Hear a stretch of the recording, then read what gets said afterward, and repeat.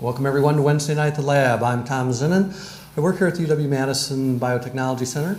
I also work for the Division of Extension and the Wisconsin 4-H program. That's part of the Division of Extension.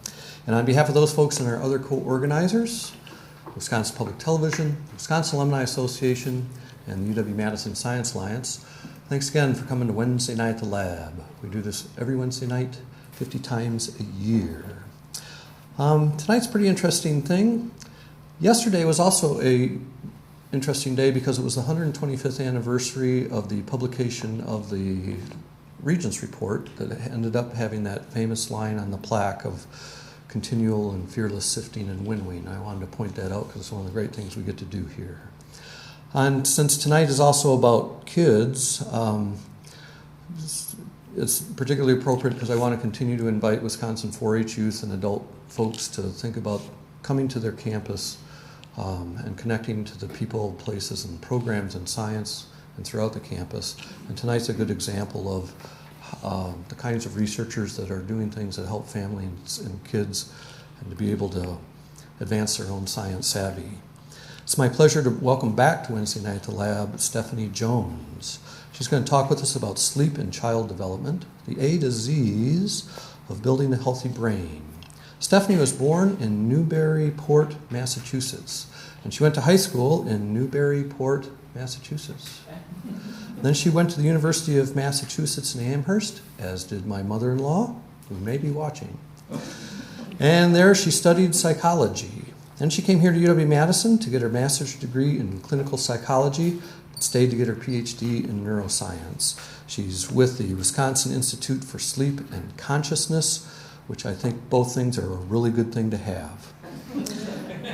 And so please join me in welcoming Stephanie Jones back to Wednesday Night at the Lab.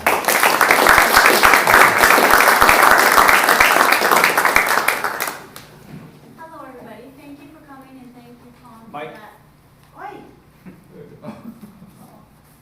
for that. Thank you for that invitation, Tom. That was great. I am indeed here to talk about sleep and child development. I'll first talk a lot about sleep and its function, though, before I get to the child development part. Here's a general overview of what I'll talk about, and if I talk too fast, you can ask me to slow down. I do tend to talk a mile a minute. And if you have any questions while we go along, if something's not clear, please let me know. I was going to try to make this the most exciting talk ever, and then I got busy, so I wore this pink blazer instead. I figured it would kind of balance it out. Hopefully it won't be dull, though. So I'm going to give you a definition of sleep and tell you how we measure it in the lab. I'm going to give you evidence for why we know sleep serves an absolutely essential function. I'm going to tell you what sleep does for the brain, what that function is. Then I'm going to describe to you, given what sleep's function is, why it's particularly important during child development. And then I'll talk a little bit about how we can improve sleep during development.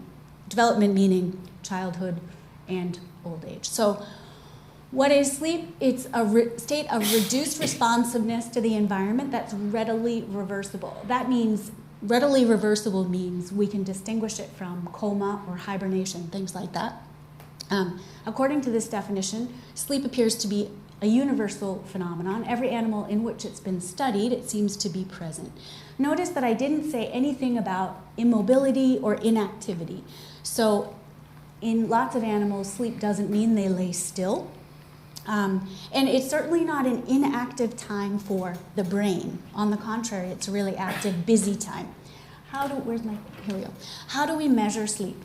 So just to give you a really basic outline, sleep is divided generally into non-REM and REM sleep. Non-REM sleep takes up about 70% of the night. Most of your sleep is during non-REM. REM sleep is about 25% of the time. It changes over the course of development, and that's important. So if you look up here, this is a hypnogram. This is basically what happens, just a kind of global view.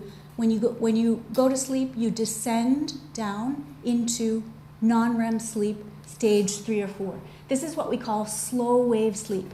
And this is deep sleep.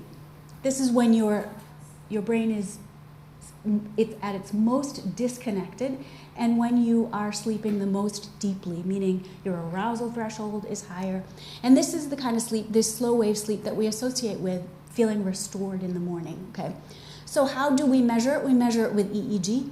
This down here, these great big slow waves, this is the sleep that I'm going to be talking about most tonight. We measure it with EEG, but here's an important bit. In our lab, we use something called high-density EEG. You can see a child wearing the net right now. It's 256 electrodes, and what it does is it gives us a nice spatial view of sleep.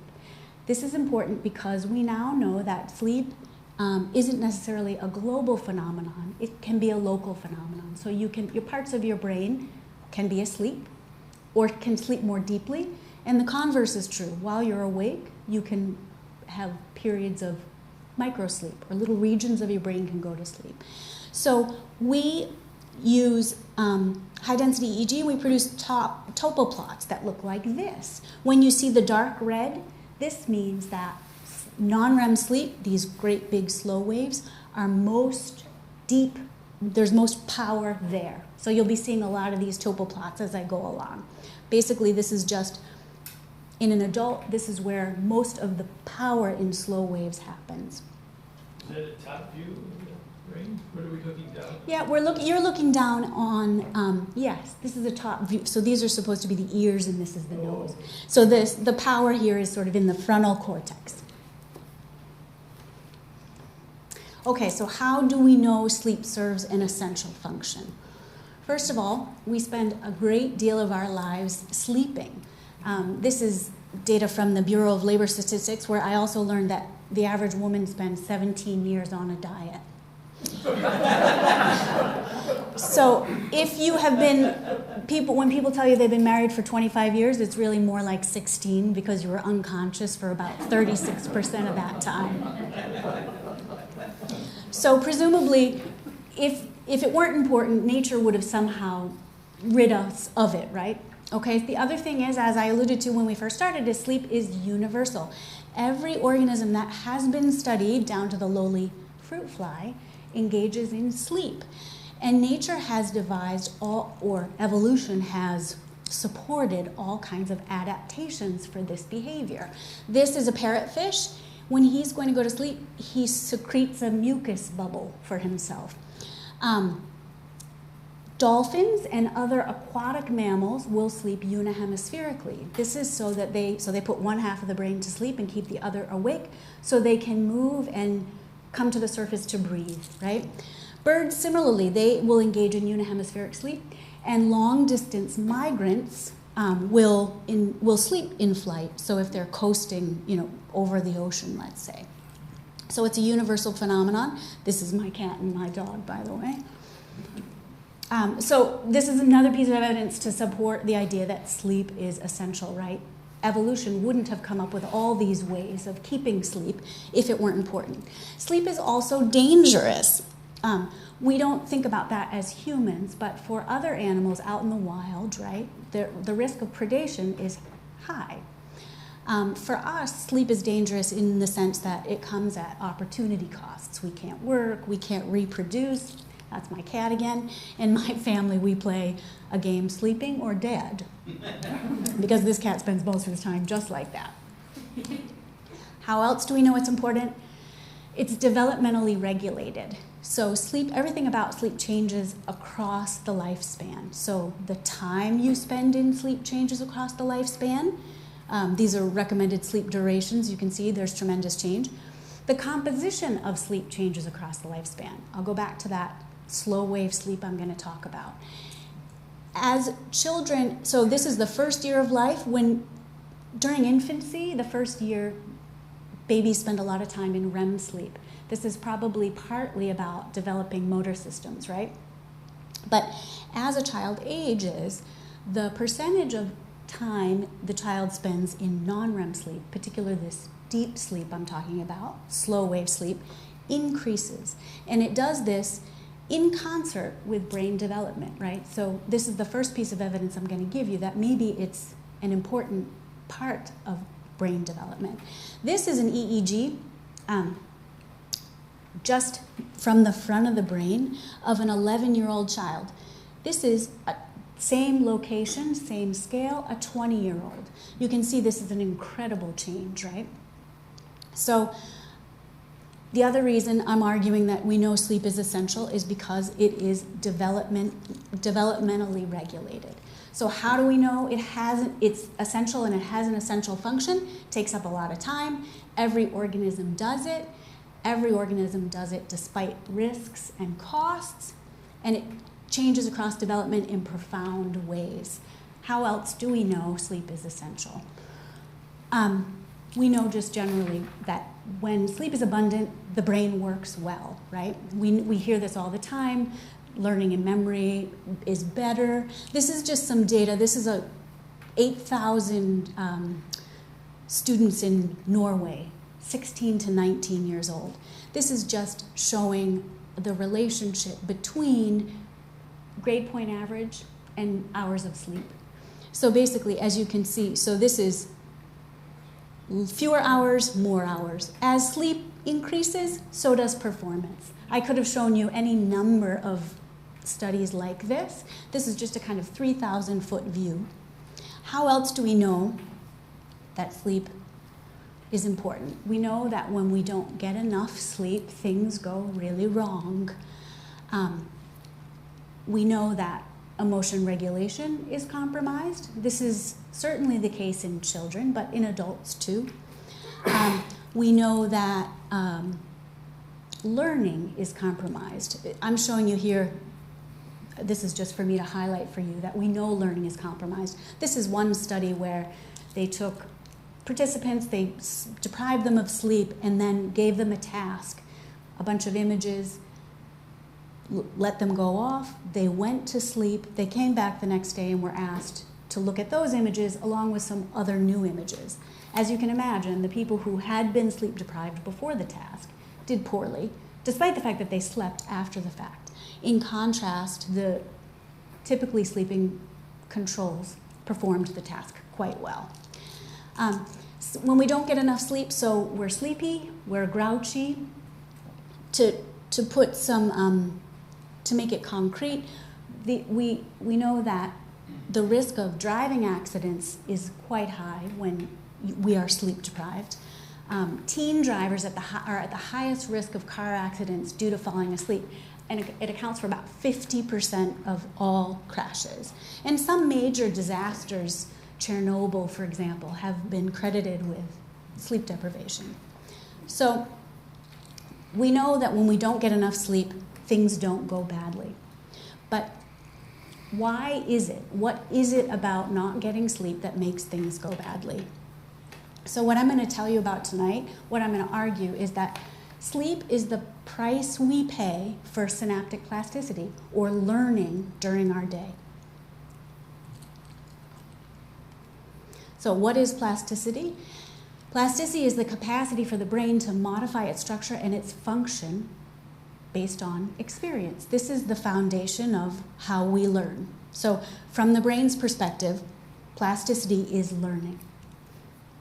And what I and those of us who do research at the Wisconsin Institute for Sleep and Consciousness would argue is that, back up. So the hypothesis I'm going to talk to you about tonight is called the Synaptic Homeostasis hypothesis. And the basic idea, and it was developed by two researchers here, Giulio Tononi and Chiara Torelli, both of whom are at the Wisconsin Institute for Sleep and Consciousness. So the basic idea is this: when you're awake and learning, and by learning I mean simply engaging with your environment. I'm going to show you learning in a formalized way, right? In a way you study it in the lab. But everything, as we go about our day, we are learning. That means just taking in information and processing it. So as you go about your day and you learn, synapses get stronger, right? And then when you go to sleep, and as that process happens, the brain becomes more and more expensive to maintain.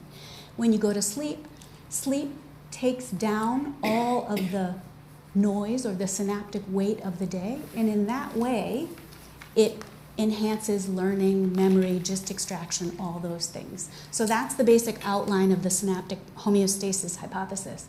But I'll go through it in detail. So when you're awake, you're learning. This seems like it would be intuitive, but people do talk about learning during sleep, learning from our dreams, for example. But it doesn't make sense for an organism to learn when it's disconnected from the environment, right? So when you can perceive your environment and adapt to it, you're learning, and this happens while you're awake. Again, I'm going to give you formalized examples of learning in a lab, but we're all learning right now. From a neuron's perspective, learning is just increasing synaptic strength. So a neuron doesn't think, but what it does is when things happen by more than chance, it fires. So when it fires, neurons that fire together get stronger. So synaptic strength gets stronger. This is the neural mechanism for learning and memory. But plasticity is a demanding thing, right? So the brain, even at baseline, is an expensive organ. It weighs about 2% of our body mass, and it consumes about 25% of our resources in terms of glucose. So more synapses become more and more expensive in terms of energy costs. They take up a lot of space, they demand a lot of resources. So at a certain point, the brain has no longer capacity, has no more room, think of it that way. See stuff leaking out there. That's the basic idea.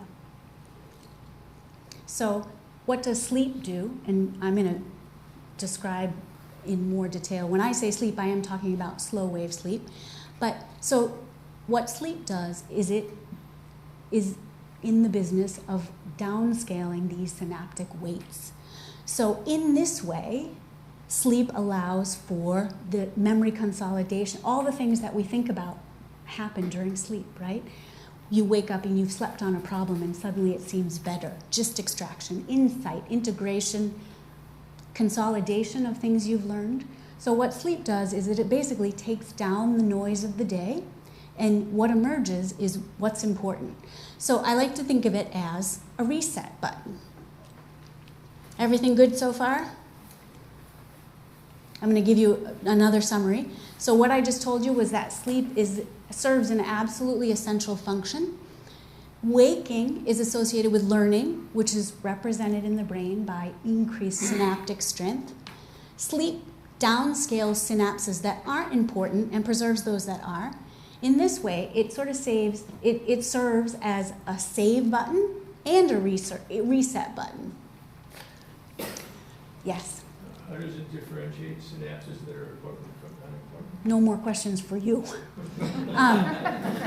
So the mechanisms are complicated, too complicated for me to explain, but it's not as if it's going in and recognizing, it's just that certain synapses are important because they have fired together and they've become large. But at the same time, there's a bunch of synapses that are just sort of noisy. Yeah. So that's a whole other talk. So I'm going to give you a little bit more detail about slow waves and what they are. So going back to this image, which I've already shown you. So this is deep sleep, as I've said, right? And what it is essentially this. When you go to sleep, neurons start to have periods where they are silent, off periods, and they're not firing, and then on periods where they are. And in the cortex, the more of these neurons synchronize to one another, so the cortex is a highly integrated space, and as the cortex goes to sleep and more of these neurons are having periods on, off, it emerges on the EEG as these great big slow waves here. This is a picture of just one channel. So just one channel right in the front. That's what you're seeing here. So what we know about slow wave activity, what we've known for a long time is this, that when we just used standard EEG, it was always understood that sleep is homeostatically regulated. So the longer you stay awake, the more you need to sleep, and the deeper your sleep is. Deeper meaning the more slow waves you have, or the more slow wave power or slow wave activity. So if I were to keep you up for extra long, you would sleep more deeply. So this is what slow waves would look like in your regular night of sleep. But say we deprived you for a night, what we would see is more slow wave power. We knew that, we've known this that sleep was homeostatically regulated for maybe 40 years. And I'm showing you this same phenomenon here, but these are those topo plots, right? So this here is slow wave power. Redder is more.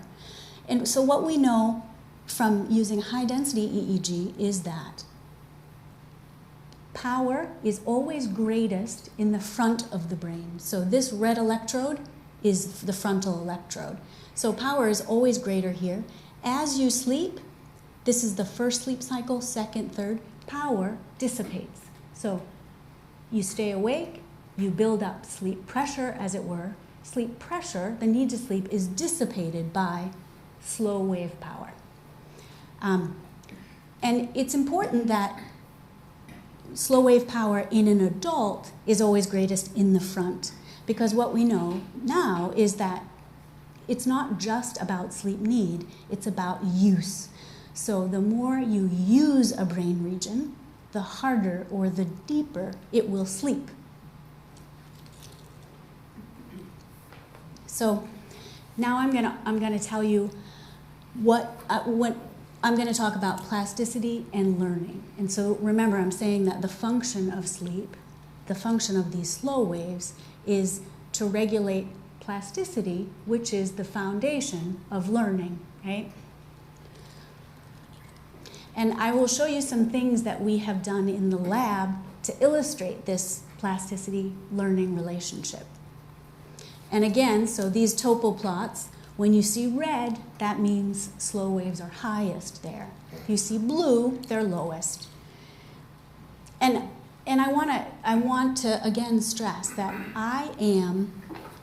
we are using a simple, accessible system. But presumably, so I'm going to show you a simple learning task. But the broader picture is learning, it's not just about these task-based learning. I'm showing you this just to illustrate this principle of the relationship between learning, plasticity, and sleep. So, and this is all work that has been done here over the last many years. The first thing that I'm showing you is just a simple thing, establishing the relationship between plasticity and slow waves. And again, to illustrate for you that sleep can happen regionally or locally. So you can take TMS, which is just a great big electrical coil, and you can stimulate neurons so that they fire. You induce what's called long-term potentiation. And what you see, if you do this is my colleague Brady Riedner, if you do this, what you see is a regional increase in slow wave activity over the motor cortex. So right there, we're stimulating the motor cortex. So what I'm showing you here is that basically I'm demonstrating that if you just induce plasticity, you will have an increase in slow waves in the place where plasticity has been enhanced. But what I'm arguing here is that learning, so plasticity is the foundation for learning, right? So I can also show you that if you make a person use a particular part of the brain, in this case, again, it's the motor cortex. This is an MRI image showing the region where this particular task works. So what we did is we took people into the lab, and they're counterbalanced. We had them do the following. So one night they come in and they just have to rotate a mouse to a target. There's no learning involved, it's just a motor task. So presumably it uses the motor cortex to some extent. And we know the task, this is the motor cortex. So the next time they come in, they actually have to do an implicit learning task. And it's this. They have to rotate the cursor again to a target, but the target moves. And they can't figure out why it's moving, but somehow they learn to adjust to the moving target. They sort of figure it out. What we see is that when they learn that task and we put them to bed at night, lo and behold, in that region, the region of the motor cortex that they used so robustly, we see an increase in slow waves. That increase in slow waves is correlated with how they perform the next day. So the more slow wave activity you have, the better you've learned. So we know that learning induces increases in slow wave activity, and it's directly related to how well you perform. So the basic idea here is that you use your brain to learn something, and in order for that learning to get better, you need slow waves. So I can also tell you that it's true in animals. So this is a similar kind of task for a rat. He has to reach in and grab a sugar pellet. It's difficult to see, but this is in fact a hard thing for them to do. So here's their little hand reaching. You've trained these rats to reach for this sugar pellet, and what you see is an increase in slow wave activity in the contralateral motor cortex. So if you look at one side of the brain, there's no increase in slow wave activity, but there is in the trained cortex. And because rats only need short bouts of sleep, you see this effect in the first bout of slow wave activity. And the percent of how well the rat did is correlated with slow wave activity in the subsequent sleep. So if they're really good at it, they have a lot of slow wave activity in the trained motor cortex. Does that make sense? So basically, stronger synapses, better learning, higher slow wave activity. But I started out by saying that there's a price that we pay for plasticity, right? That was the stuff leaking out slide. So plasticity can't go on forever because the brain is expensive at baseline, and if you learn at a certain point, the brain becomes completely saturated. And what does that look like? So what is the price of plasticity? So we know that if you keep a person up for a really long time, things go badly. But what exactly goes badly? So this is just taking a rat and sleep depriving him. And what you see is, as he's awake, if you're recording from his cortex, he will start to have slow waves appearing in his brain. So he's wakeful, and he can even be moving and behaving, but the longer you try to keep him awake, the more difficult it becomes, and he will have intrusions of non-REM sleep during the waking state. So this is called a microsleep. We presume that in humans, microsleeps are responsible for lots of traffic accidents, for example. And you can demonstrate a similar kind of thing in people.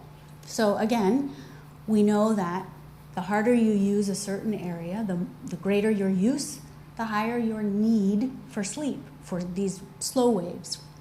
So this is a task where we took people into the lab and had them do a task for 36 hours.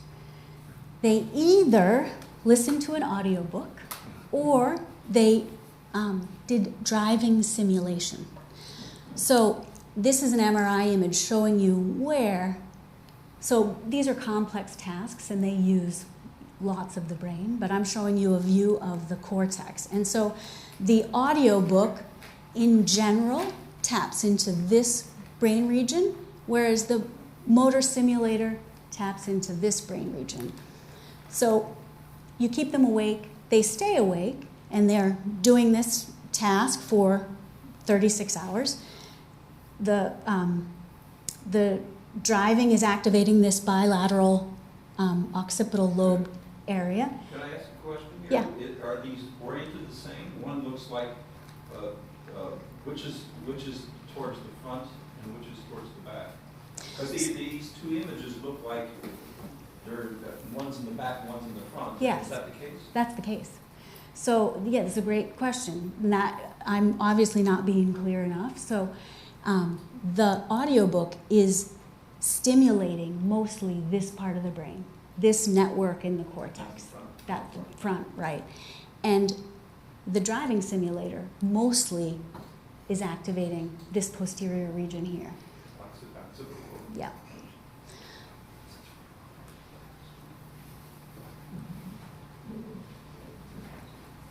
So these tasks tap into different brain regions, and this is the important part. So we're working this part really hard in the audiobook listeners, and this part really hard in the driving simulating task. And what happens? So even in humans, you can see that so what we're doing here is we're pushing plasticity, right? We are overusing the brain. It's extended use. And what happens is you start to see the intrusion of sleep, of slow waves, into those particular brain regions. So basically, this is the audio book. These are slow waves intruding here. This is where the slow waves intrude during driving simulation. So what has happened is we've pushed plasticity so far that sleep is invading wakefulness. So these people are still performing. They're performing their task. They're awake. But bits of the brain are basically going offline. So the parts that we pushed the hardest are going offline. They're falling asleep in an otherwise wakeful brain. This again is that same task in the rat, reaching. So you can also try to make rats do this task for a long time. You keep them awake. They're motivated to do it because it's sugar. But what you find here is the same thing. So the motor cortex that they're using and using and using gets sleepy, right? They're still performing. They're still engaging in this behavior. But what you see is those slow waves will start to intrude, and when they intrude, mistakes happen. So the rat is more likely to miss a target, miss his reach, as a slow wave intrudes. So the idea here is that you can use the brain, but only to a certain point, right? So the brain is plastic, but it can only go so far before sleep must happen.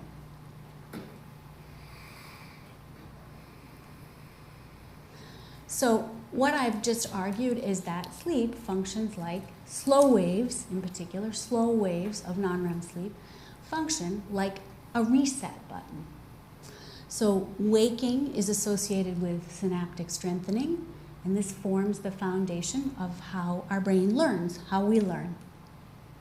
Without sleep, the brain becomes saturated, and learning can no longer happen. Sleep downscales those synapses, leaving the important ones strong in complicated ways. And by increasing the signal-to-noise ratio in the brain,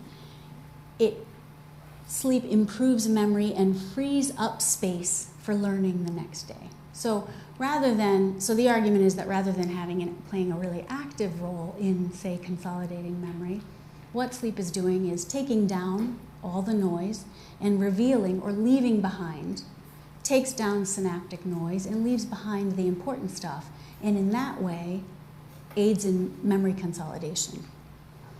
But so the important thing I've tried to show you is that slow waves are necessary to both learn and to consolidate, right? It's a two-way street. So if you don't have a good night's sleep and you don't get enough, let's say, slow wave sleep, learning becomes a real challenge, right? That feeling that we have, not being able to focus, our brains are essentially saturated. So you need sleep on both sides of the coin. You need sleep in order to take in information and then to consolidate what has been taken in. Why should we care about slow wave sleep, in particular during child development? Finally, I'm getting to this part. I go back to plasticity. So plasticity is the ability of the brain to modify its structure and function based on experience, right? And what do we know about children or early development? The brain of a child is an incredibly plastic thing, much more so than an adult. This is a little bit depressing. I don't know if I don't have any data to support this, right? But the idea is that when you're young, your brain is really plastic and open to experience. As you get older, not so much, and the effort required to learn becomes much greater. So we also know not only is plasticity much greater during childhood, this is when most of our learning is happening, right? So just for that reason, we could say sleep was important. But in particular, the cortex, which is what I've been talking about all this time, we know that the cortex is undergoing protracted development across childhood. This is an MRI image. This is not our work. This is an MRI image of synaptic density across childhood. This here is the 5-year-old child, this here, and we descend down to 20. When the cortex is blue, it means it's sort of thinned out and it's made all of its synaptic connections. But this process takes a really long time. We know from monkeys, right, that this is modeling, so what we're seeing here is in fact synaptic density. So it makes sense, right? So in the back here, this is a 5-year-old child. What's happening most in this child's life is posterior regions are actively developing, right? Things like vision. As the child progresses, the frontal cortex is developing. And we think that the frontal cortex sort of fully develops or comes online somewhere in the early 20s. So as a child is growing, his cortex is developing still actively. Much of that is based on experience. So the other thing we know is that slow waves mirror this cortical maturation. So this is not something we've known for a long time. This data, well, it's been about 10 years now. But so slow wave power is greatest in children in areas that are actively undergoing development. So it sort of mirrors, this is slow wave power in a 5 to 8-year-old child. This is a large sample of kids broken down into these age ranges. So you'll see here, at about 17 to 20 is when slow wave power becomes kind of adult-like, so that when you go to sleep, most of your power happens in the front. Because in this age, this is where most of the business of the brain is getting done, in the front, which is true for adults, we hope. So plasticity is higher during development, and slow waves, which we know are essential for learning and synaptic plasticity, mirror the progress of synaptic development across childhood. Now, I haven't told you, and there's also animal work to support this, that sleep and wake during development modulate synaptic spine turnover in a way that it doesn't in an adult brain. So why should we care? I've argued that slow waves are essential for synaptic plasticity. We know kids are really plastic. It's a critical time for brain development. We also know, and you probably hear about this a lot, that sleep duration is decreasing remarkably across childhood. So this is data from a large study. This isn't slow wave activity, it's just sleep duration. But since the 1990s, this dark line is now, this is the percent of adolescents who report sleeping more than 7 hours a night. So it's about 62%. An adolescent needs about 9 to 10 hours a night. This is the percent of adolescents who report regular, adequate sleep. So not only is it declining, but since the 90s, it's been wildly too short, right? So during this particularly vulnerable period of development, sleep is sort of decreasing. Oh, this is data from this is from some government body or other, but I could show you data from studies of teens in the United States and other countries. The basic idea is that about 70% of teenagers and 60% of middle schoolers get remarkably insufficient sleep. Despite a high sleep need, adolescence in particular is a particularly risky period for brain development because, as I said, the frontal cortex is just coming online. And lots of psychiatric disorders emerge during this period of development. So it is a potentially vulnerable period for sleep loss, but it seems that adolescents are increasingly sleeping less and less and less. And part of this is related to school demands. Part of it is social. But the other thing about adolescents is they have a biological propensity to delay sleep onset. So you probably, if any of you have had a teenager, you know that they want to go to bed later and later and later. This is a biological phenomenon. It's fueled by social issues, by use of phones up against their face late at night, right? Giving themselves light exposure at the wrong time. But they're still having to wake up early to go to school. So sleep is getting shortened and shortened and shortened. So you might have heard that there is a push to delay school start times. This is happening in middle schools in Madison a bit.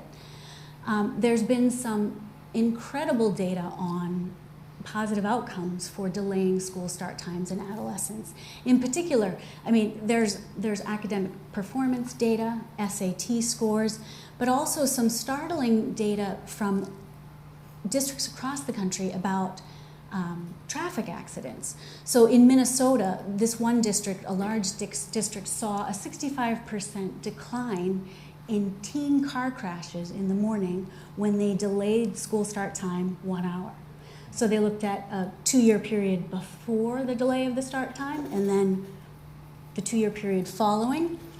And it also coincides with youth were sleeping, the percent of kids who were sleeping greater than 8 hours a night in the early school start time was about 33%. That went up to 66% when they delayed the school start time. So there are lots of ways that we can optimize sleep during development. This is just one of them. And there are, but I'm going to tell you a research way, of course, that we can optimize sleep. So one thing that we have been doing at the Wisconsin Institute for the last decade or so, Giulio Tononi and Brady Riedner and Gary Garcia Molina have been working on a device that stimulates slow wave sleep.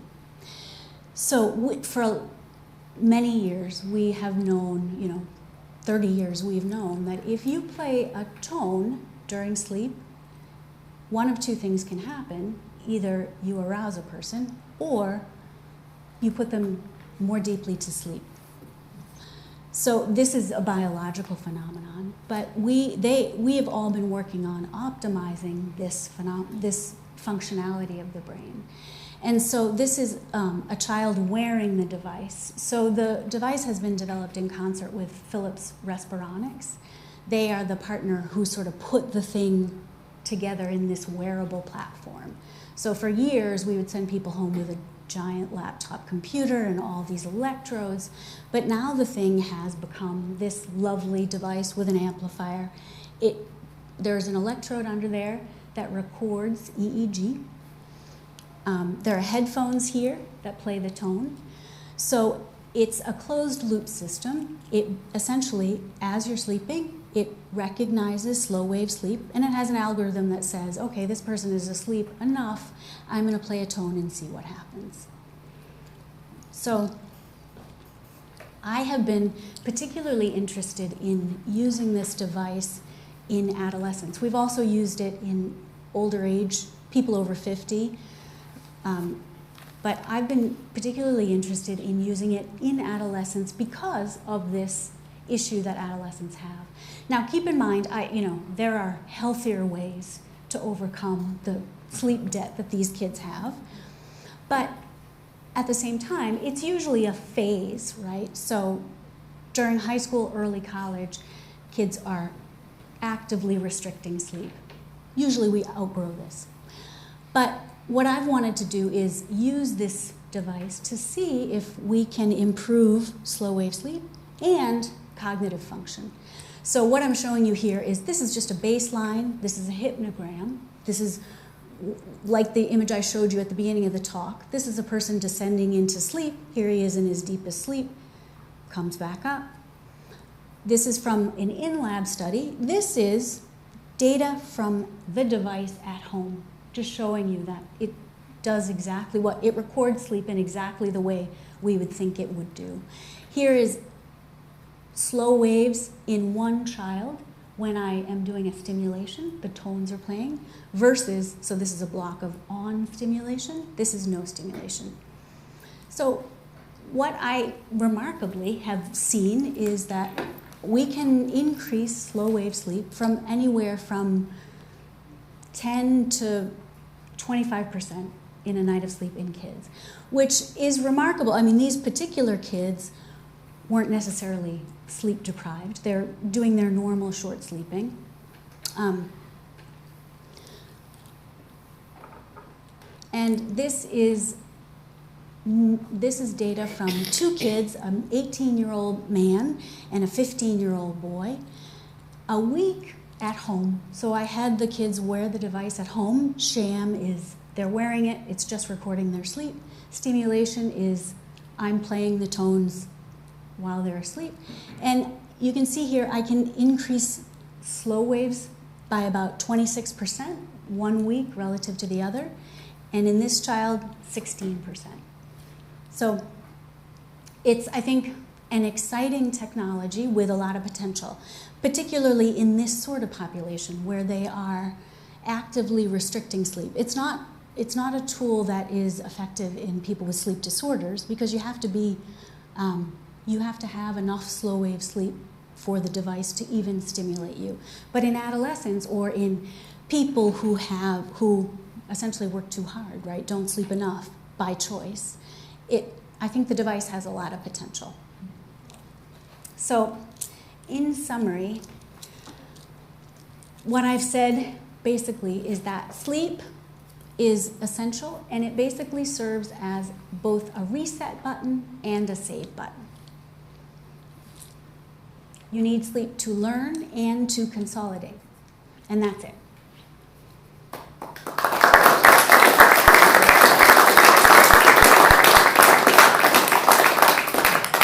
And this is research that has been done over the last more than a decade, and these are all the people involved, too many to name. Giulio Tononi is the center director. Brady Riedner and Gary Garcia Molina are the two gentlemen who have played the largest role in developing the algorithms for this sleep enhancement device. But anyway, so that's my story. Thank you for listening. Yes?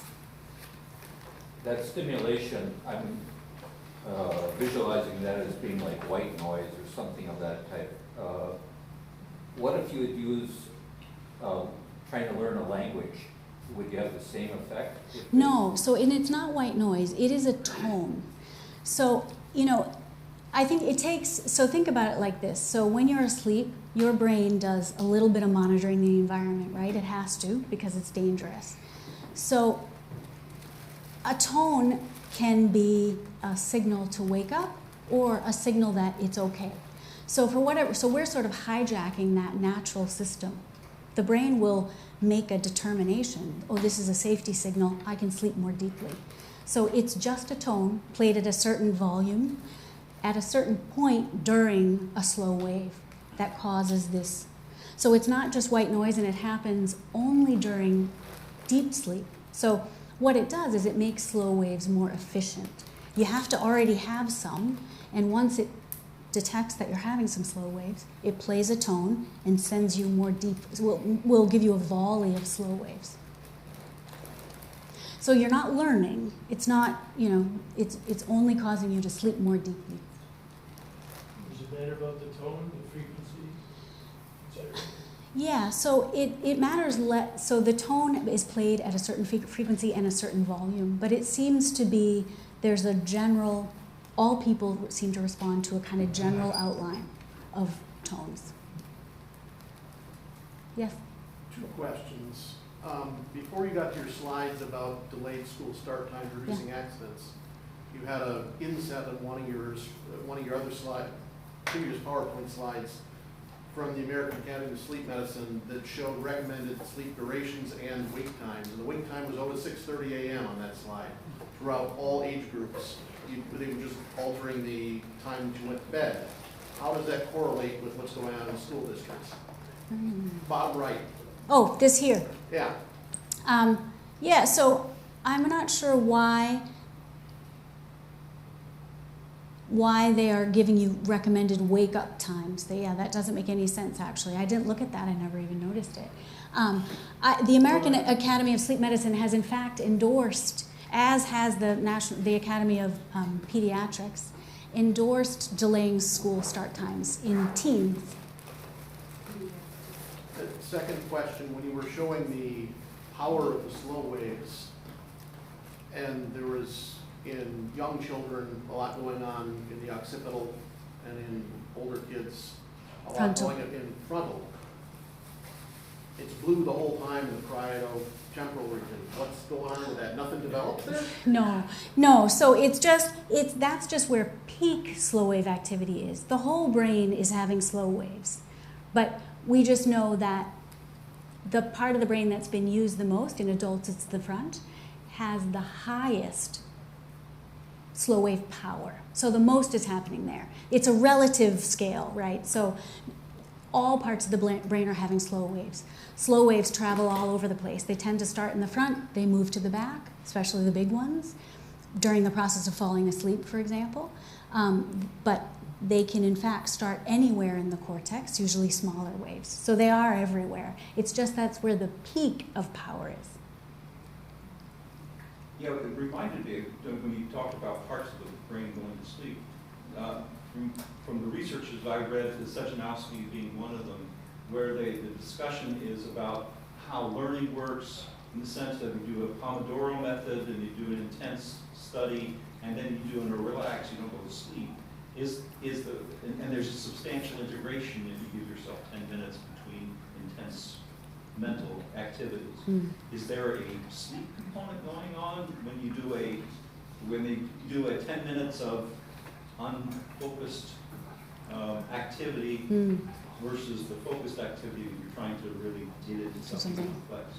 Yeah, so I'm not sure I can answer that other than to say we learn best when we get multiple exposures. But I can also tell you that all evidence we have supports the idea that consolidation happens more effectively when you sleep. So no matter what, right? You need sleep in order to consolidate. That's not to say you can't learn and consolidate something during your awake time. It's just that sleep makes it better. I don't know if that answers your question. Yeah, I was wondering whether when the relaxing takes place, is there part of the brain that's actually doing micro sleeps during that period of time, and Yeah. that's where the consolidation of Gotcha. Pomodoro. No, so microsleeps are not a good thing. I mean, and so no, the learning, the consolidation that happens as a result of slow wave sleep, we need a lot of slow wave sleep for that to happen. So although, you know, people do research into naps and how naps potentially impact learning, and it's a sort of tweener. Some people say yes, a nap can do it. Some people say no, a nap can't do it. You need a full night. But having a microsleep isn't going to help you consolidate material you've just been exposed to. Tom? Evolutionarily, how far back do you find evidence for a sleep in animals as they get closer? C. elegans and things that have only 1,000 cells compared to fruit flies. And Yeah. what do you see if it's about learning? How does a 1,000-cell organism learn? How does it learn through sleep? Yeah. I'm just wondering, I have no idea. But Well, so simple, you know, I don't really know this in the most simple organism that barely has a central nervous system or has a few neurons. You know, so habituation, for example, habituating to a stimuli is a form of learning. And so the C. elegans, he has these simple patterns of learning, and they also engage in a behavior that is considered sleep. Now, has anybody studied in detail the relationship between learning and sleep in really simple organisms? I don't know. In fruit flies, yes, but organisms that barely have a central nervous system, you might say that about a fruit fly. I don't know. Yes? In your device, do you use ear evoked potential, and what frequency is the tone? The tone is, the frequency of the tone is, I don't know.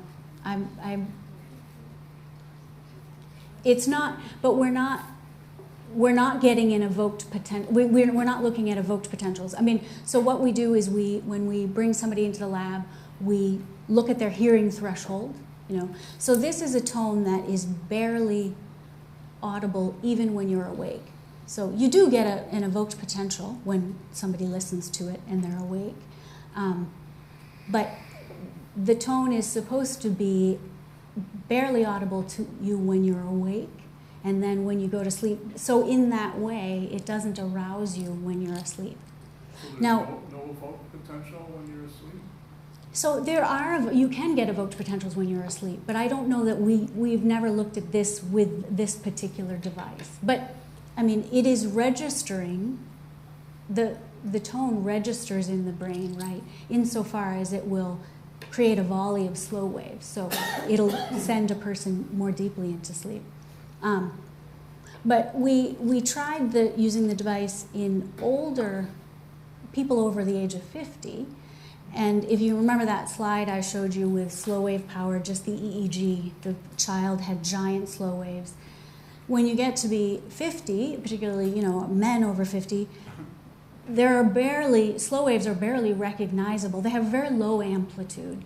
And what we found in that population was playing the tones was a bit trickier because the arousal threshold seemed to be, so even though during the day they could barely hear this tone, sleep is lighter, right? They don't have giant slow waves. So when the device detects a slow wave and sends a tone, we found that often it would cause an arousal in an older adult.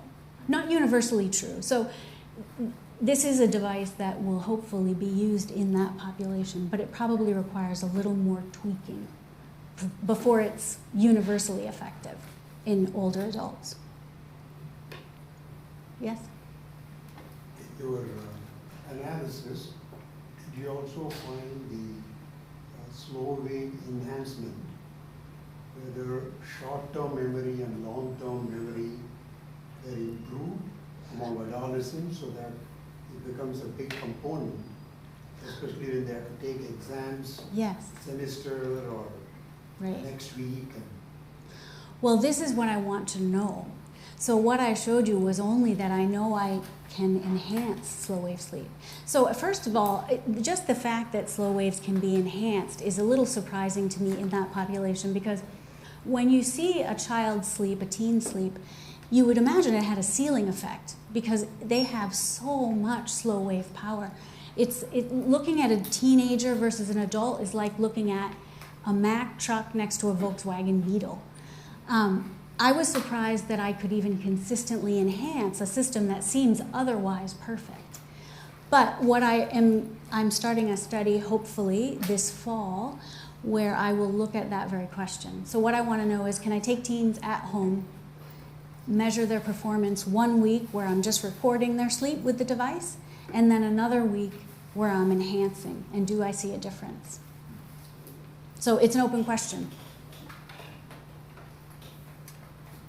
Do you see evidence of unihemispheric slow waves, either with older adults who are aroused by the tone or in people who are new to the device? No evidence of unihemispheric sleep, although it's not something that we've looked at in any detail. I mean, but I do know, this is a phenomenon that people, humans, don't clearly engage in unihemispheric sleep. But we do have evidence that when people are in a new environment, for example, one half the brain might sleep lighter. This has been shown not by us, but by other people. Could you define what that is, Unihemispheric sleep. This is putting one half of the brain to sleep while the other stays awake. It's an adaptation mostly seen in aquatic mammals, so because they have to breathe, right? So they keep one half awake so they can emerge, breathe, while the other half sleeps. Birds do it too, less robustly, but they also engage in unihemispheric sleep. So humans don't do that robustly, but they do have regional sleep in other ways. Yes? Did you notice while you're studying this what the maximum synaptic response would be as a function of time? Within the aspect of, okay, so you're during your waking hours when you have the synaptic response, and you have learning, what is the maximum synaptic response as her time frame? As a function of time. You mean at what point does it start to minimize? You start to have a digression from that, because your input is so high, you start to oversaturate. Right. So I don't think there's a clear answer to that.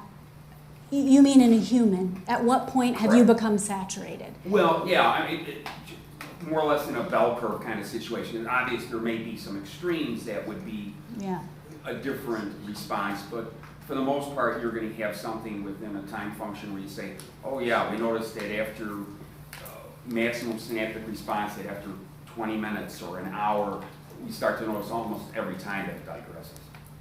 Yeah, I don't know the answer. I mean, I will say that, we know just from human behavior, right, that once you try to keep yourself awake for a certain period of time, forget about learning. So long distance truck drivers, staying up all night, microsleeps start to appear fairly early in the process. Does that answer your question? I guess maybe I didn't state it correctly then. I wasn't looking at maximum time. I was just kind of looking to try to see what the most efficient area, time frame wise, would be. With sufficient sleep. Let's put it that way. So it's not a lack of sleep. It's more a function of you've had sufficient sleep.